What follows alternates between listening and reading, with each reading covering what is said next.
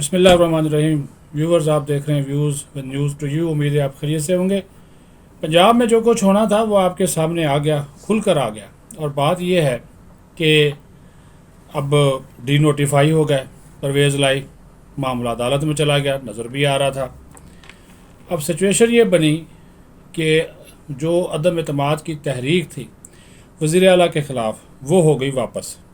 इस वजह से वापस हो गई कि गवर्नर ने परवेज़ लाई को डी नोटिफाई कर दिया, यानी कि अब वो चीफ़ मिनिस्टर नहीं रहे, निगरान वज़ीर आला बन गए रोज़मर्रा के मामलात के हवाले से।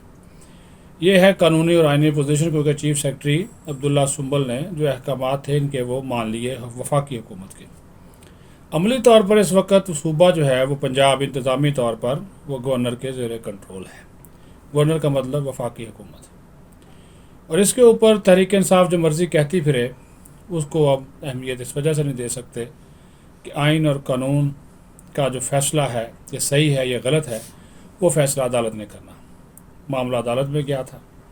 लाहौर हाई कोर्ट का 5 रुकनी लार्जर बेंच कायम हुआ, लेकिन एक मुअज़्ज़ज़ जज जस्टिस फ़ारूक हैदर ने माज़रत कर ली। वजह उसकी ये नज़र आई कि जो जस्टिस फ़ारूक हैदर थे माजी में परवेज़ लाई के मुख्तलिफ़ केसेस में वकील रह चुके हैं जब वो जज नहीं थे।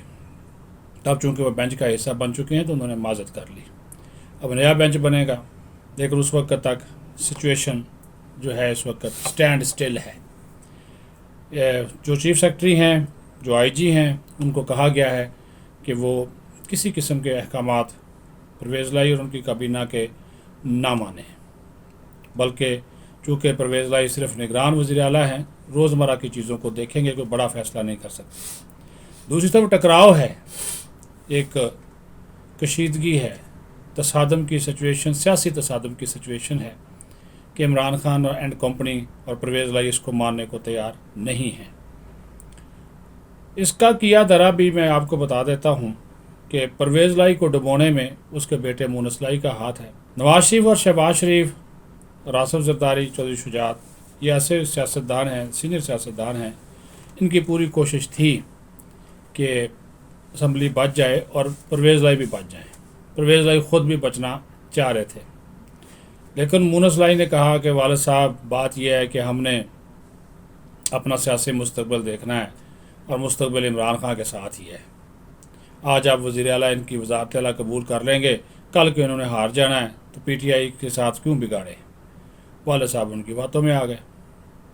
जबकि वाकफ़ान हाल का ये कहना है कि जो अभी भी हमारे बाज़ दोस्त मेहरबान जो इक़्तिदार के ऐवानों को बेहतर तरीके से जानते हैं, जो उन लोगों के करीब हैं जो कि इस वक्त ए पॉलिटिकल हो चुके हैं, लेकिन उनका ज़ाहिर एक मशवरा तो होता है, उनके बकौल परवेज़ लाई का इमरान खान का कोई सियासी मुस्तकबिल, इमरान खान का, पीटीआई का नहीं, इमरान खान का कोई सियासी मुस्तकबिल नहीं है। वो नायल हो सकते हैं, उन पर पाबंदी लग सकती है, पार्टी से बराई जा सकती है, केसेस बड़े हैं, किसी न किसी केस में वो जिसमें भी उनको सज़ा हो गई तो सज़ा याफ्ता शख्स इलेक्शन नहीं लड़ सकता। ये भी एक बहुत बड़ा पहलू है। एक तोशा खाना रेफरेंस में वो जो फॉरेन फंडिंग का केस था उसमें वो नाहिर हो चुके। चीज़ें चल रही हैं और साथ ही साथ बहुत से ऐसे मामलात जो कि इन तमाम चीज़ों के साथ जुड़े हुए हैं। चौधरी शुजात का आसिफ जरदारी से मिलना, फिर उसके बाद नवाज़ और शहबाज के राब्ते, और वो डैमेज कंट्रोल करना चाहते थे कि सिचुएशन यहाँ तक ना जाए, लेकिन फिर वही गालम गलोच, फिर वही चोर डाकू की गर्दान।